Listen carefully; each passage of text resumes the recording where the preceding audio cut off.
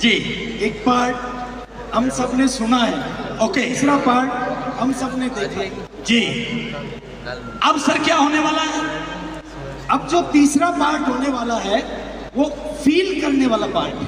Okay मतलब महसूस करना पड़ेगा उस पार्ट में आपको। ओके महसूस करना पड़ेगा। कोई खास शख्सियत हमारे बीच में आने वाली है सर?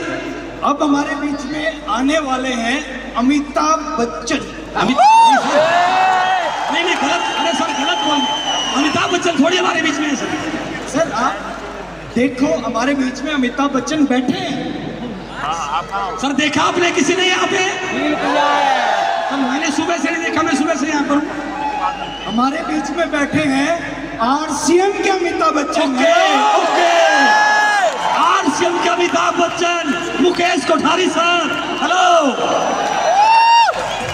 जली को आग कहते हैं, बुझी को राग कहते हैं, उसमें से जो चिंगारी निकलती है उसे कोठारी साहब कहते हैं। हेलो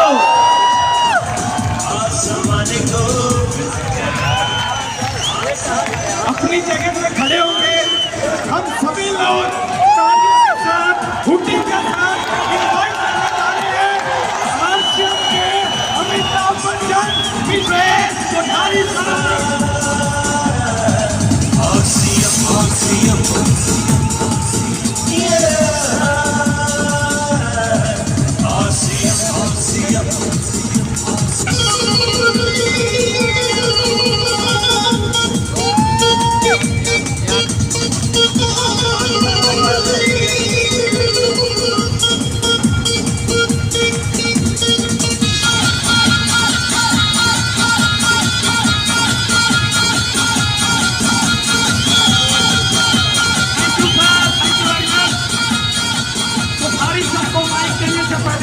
छोटी सी अनाउंसमेंट है। एक बहन जी हैं सुषमा सिंह, उनका मोबाइल और बैग कहीं मिस हो गया है और आरसीएम की 23 साल के इतिहास में यह रिकॉर्ड रहा है कि बाल पेन भी गुम हो जाता है तो भी वह स्टेज के पास आ जाता है। तो जिस भी साथी के पास उनका बैग और मोबाइल हो या स्टेज के पास जैनर कुकला सर को दे दे सर। ओके सर, आपकी जोरदार तालियों के बीच में उहला के बीच मैं माइक के लिए इनवाइट कर रहा हूँ Mukesh Kothari sir. Thank you sir. बहुत बहुत धन्यवाद।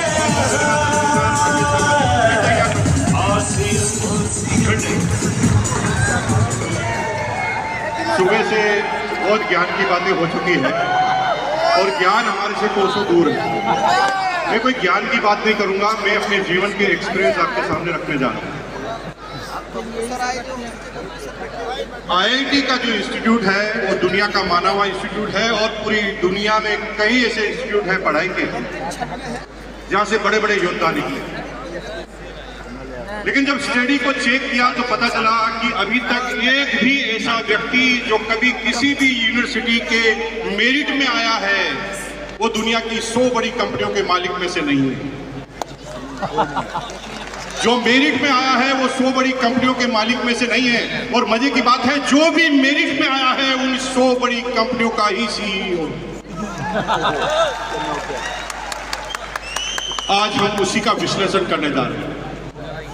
इस बिजनेस में मैंने बहुत नजदीक से देखा है, बहुत ज्यादा नजदीक से देखा है। एक व्यक्ति है, हमारे मित्र हैं एमपी के डॉक्टर साहब, नाम नहीं बता रहा हूं, थोड़ा गड़बड़ हो सकता है इससे। 16 साल पहले इस बिजनेस में आए थे, 15 साल से रॉयल्टी अचीवर है और वो इस बात को गर्व से बताते हैं। 15 साल से रॉयल्टी अचीवर है, कभी रॉयल्टी उनकी टूटी नहीं, लेकिन रॉयल्टी से आगे भी कभी गए नहीं। पूर्व में जिस कंपनी की डायरेक्ट सेलिंग में गए थे वहां पर उन्होंने सिल्वर का लेवल हासिल किया। जब मैं उनके ड्राइंग रूम में गया तो वहां पर मैंने 1000 किताबें देखी जिनको वो पढ़ चुके हैं, 1000 से ज्यादा टेप देखी जिनको वो सुन चुके हैं। जब मैंने ट्रेनिंग लेना चालू किया तो मैं जिस वर्ड को भूल जाता था वो डॉक्टर साहब पहले ही उसको बता देते, लेकिन वो रॉयल्टी से ऊपर नहीं है। लेकिन एक एग्जाम्पल और देखा, जो बिहार के गांव में पैदा हुए, पढ़ाई से अनपढ़, अभी भी अंगूठा टेक है, हमेशा आईफोन रखते हैं और वो भी सबसे लेटेस्ट वाला। अभी उनके पास आईफोन 15। पढ़ना लिखना नहीं आता, चलाने के लिए असिस्टेंट रखा हुआ,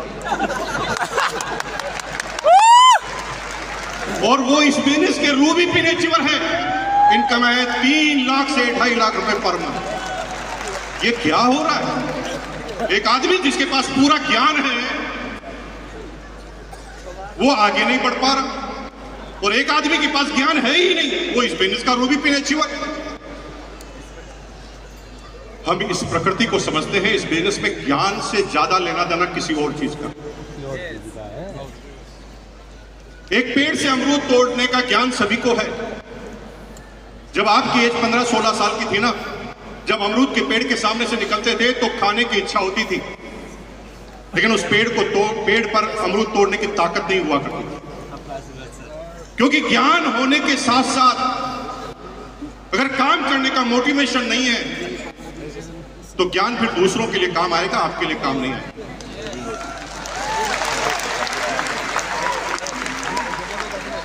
जो ही वो पेड़ के सामने से निकलता था, मन में आता था कि मैं अमरूद खा लूं, लेकिन मन में डर आते ज्ञान की वजह से।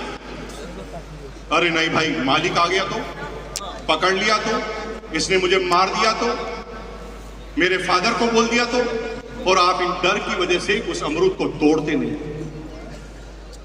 लेकिन जब मोटिवेशन होता है, 4 दोस्त जब उस अमरूद के पेड़ के सामने से निकलते हैं, चारों एक दूसरे की शक्ल देखकर ही समझ जाते हैं कि चारों क्या सोच रहे हैं। पहला कहता है अमरूद खाएं क्या, तो दूसरा कहता नहीं, मालिक आ गया तो तीसरा कहता डर मत, मैं गेट के सामने खड़ा हूं, मालिक आ गया तो सीटी मार दूंगा, और चौथा आदमी कहता मैं स्कूटर स्टार्ट करके तैयार रखूंगा। और आप उस समय अमरूद खा लें। आज मैं जो चीज बताने जा रहा हूं उसे बहुत ध्यान से समझने की कोशिश करना। इस बिजनेस में कोई काम आप धीरे चल सकते हैं, सहायक बहुत सारी चीजें हैं, बेसिक है, कोर है, कार्डिनल है, सारे ज्ञान की किताबें हैं, ये बेसिक है। 3 चीजों को मत छोड़ देना, क्योंकि ये 3 चीजें आत्मा है इस बिजनेस में कामयाब होने की। तो फर्स्ट, अगर इस बिजनेस में कामयाब होना है तो माहौल में बने रहना। अगर माहौल में नहीं बने रहे तो आप कितना भी ज्ञान रखते हैं अमरूद खाने का, आप कभी खा नहीं। दूसरा, हमेशा माहौल बनाने के लिए काम करना है। और तीसरा, हमेशा लोगों को माहौल में ले जाना सीख जाना है। पहला बोला मैंने क्या, रिपीट करेंगे मेरे साथ, पहला क्या बोला? माहौल में रहना, माहौल में रहना है। दूसरा है माहौल बनाना है, और तीसरा जो भी टीम में आ जाए उसे माहौल में ले जाना है। क्योंकि मैं अब जिस बात को कर रहा हूं, ये 2022 की जो एनिवर्सरी है उसकी घटना मेरी आप बीती बता रहा हूं। 2011-12 में जब आरसीएम 1 साल के लिए बंद हुआ था तो भीलवाड़ा के सारे लोगों को लगा कि आरसीएम बंद हो गया। मेरा एक दोस्त है, नजदीकी मित्र है, हर 6 महीने में एक बार आ जाता है, मेरे टेबल पर बैठा, और जब मैंने बात की कि आजकल क्या चल रहा है, मैंने कहा भाई हमारे तो क्या चलना की शुरुआत भी आरसीएम से होती है और रात का एंड भी आरसीएम से ही होता है, आरसीएम ही चल रहा है। तो उसने मुझे आश्चर्यजनक प्रश्न पूछा, आरसीएम अभी चल रहा है क्या? मेरा दिमाग खराब हो गया। आरसीएम का टर्नओवर हजारों करोड़ पर पहुंच गया, और ये भीलवाड़ा में बैठा आदमी मुझे पूछ रहा आरसीएम चल गया। मैंने उसको आधे घंटे तक लेक्चर दिया। मैंने कहा आरसीएम का टर्नओवर इतना हो गया, आरसीएम के इतने प्रोडक्ट हो गए, आरसीएम का इतना सिस्टम हो गया, आरसीएम के इतने पिकअप सेंटर हो गए। वो गर्दन हिलाता गया, यस यस यस यस, लेकिन इस कान से सुना, इस कान से निकाल दिया। 3 महीने बाद वापस आया, उसे कुछ भी चीज याद नहीं थी। फिर बात चली, क्या चल रहा है? मैंने कहा आरसीएम चल रहा है। उसने फिर पूछा आरसीएम चल रहा है क्या? मुझे भगवान कसम इतना गुस्सा आया। मैंने आधे घंटे तक लेक्चर दिया, उसने फिर वही प्रश्न कर लिया, आरसीएम चल रहा है क्या? और आप भी यही कर रहे हैं, आप भी शब्दों के माध्यम से आरसीएम को समझाने की कोशिश कर रहे हैं। इसलिए कोई आदमी इस बात को मानने के लिए तैयार नहीं है कि आरसीएम चल रहा है। आगे की घटना सुनिए। 2022 की एनिवर्सरी हुई, मैंने छोटा सा अपना ज्ञान इस्तेमाल किया और मैंने उस व्यक्ति को तैयार किया। वो आरसीएम की मीटिंग में आने के लिए तैयार नहीं था। मैंने उसे कहा कि यार भाई इतने साल हो गए साथ में रहे को, 3 दिन साथ घूमेंगे, पार्टी सार्टी करेंगे, बस 3 घंटे की मेरी एनिवर्सरी का टाइम है, उसमें तुझे बैठना पड़ेगा। अब उसको मैं यहाँ लेकर आ गया, लेकिन यहाँ पर सिक्योरिटी गार्ड इतने मजबूत, बाउंसर बड़े बड़े पहलवान। मुझे तो अंदर घुसने दिया, मैं तो कोर लीडर था, लेकिन उसे अंदर ही नहीं घुसने दिया। उसने फिर फोन किया तो मैं फिर बाहर गया। मैंने कहा भाई 3 घंटे की बात है, सिर्फ 3 घंटे, तेरे को मैं बाहर बिठा देता हूं, ऊपर की तरफ बालकनी में बिठा देता हूं, 3 घंटे बाद मैं तुझे रिसीव कर लूंगा। और आपको आश्चर्य की, जब मैं एनिवर्सरी में उसको पीछे से ले गया तो गेट पर ही इतना ज्यादा क्राउड था कि गेट के अंदर घुसना ही संभव नहीं था। मैंने 3 साथियों को लिया, उसकी पीठ पर हाथ लगाया और लगाया जोर लगा के अंदर घुसा दिया। जब वो अंदर घुस गया तो भगवान कसम वो 3 घंटे तक वापस बाहर ही नहीं निकल पाए। निकलना चाहता था, निकल ही नहीं पाया। उसके दिमाग में वो चीजें उसने देख ली जो सुनने से असर नहीं होता था। अब वो भीलवाड़ा में मेरे साथ गया, किसी को उसने पूछा कहां गया था, वो कहा आरसीएम की सेमिनार में। तो सामने वाले ने पूछा आरसीएम चल रही है क्या, तो वो इतना चिढ़ गया उसके बाद, चल रही है, दिमाग खराब है तेरा, साला अंदर निकल नहीं पाया, बाहर निकल नहीं पाया, 3 घंटे तक तेरा चल रही है। एक बार में बात घुस गई। जिन शब्दों से तुम काम चलाना चाहते हो उन शब्दों से नहीं चलेगा।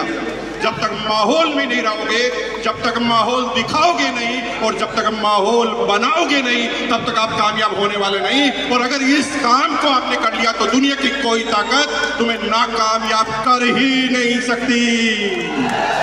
माहौल बनाना आता है क्या? माहौल बनाना आता है क्या? भाई टीसी जी ने कहा गुरुकुल, आप माहौल में रहोगे, सीखोगे। टीसी जी ने कहा कि वृक्ष जो पौधारोपण का कार्यक्रम करना है उससे फिर माहौल बनेगा। आप सेमिनार में आओगे, फिर माहौल बनेगा। लोगों के साथ माहौल बनाओगे, रहोगे और माहौल में लोगों को ले जाओगे तो कोई नाकामयाब हो नहीं सकता। हम सिर्फ ये जानना चाहते हैं कि माहौल बनाना आपको आता है कि नहीं आता।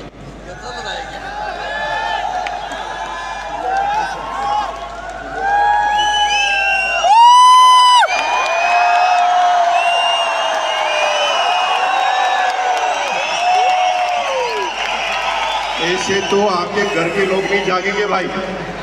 तुम किस माहौल की बात करें? खड़े हो जाइए, एक बार खड़े हो जाइए, खड़े हो जाइए। इस पूरे स्टेडियम में जगह जगह शीशे लगे हुए हैं। बाहर जाकर आया तो पुलिस वाले कह रहे हैं कि ये कैसी सेमिनार चल रही है, साला बाहर तक आवाज तक नहीं आ रही है। मैंने कहा भाई ये बिच्छुओं की बारात है, तुम सरदार का नाम मत पूछ लेना, ये सारे जोश मशीन हैं। दोनों हाथ खड़ा करके बोल सकते हैं क्या?